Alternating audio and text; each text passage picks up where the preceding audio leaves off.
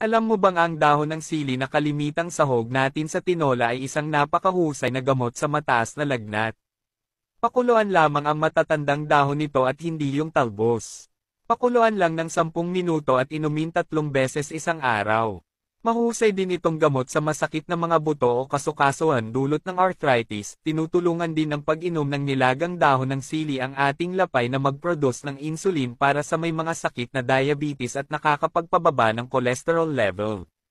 Kung ikaw ay may sakit sa puso at mataas ang cholesterol level, maaari mo itong inumin upang mapababa ang iyong cholesterol level at maiwasan ang atake sa puso.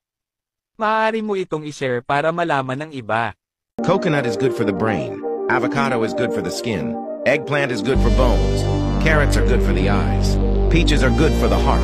Mushrooms are good for metabolism. Grapes are good for the lungs. Onions are good for cell regeneration. Ginger is good for digestion.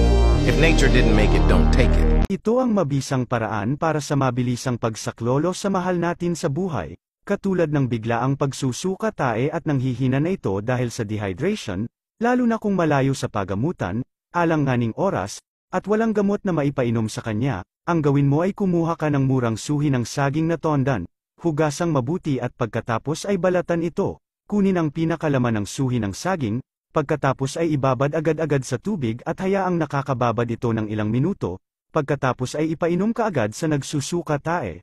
Sobrang epektibo nito na pamamaraan para sa pangunahing lunas, at mabilis na nakakagaling at babalik agad ang lakas ng nagsusuka tae.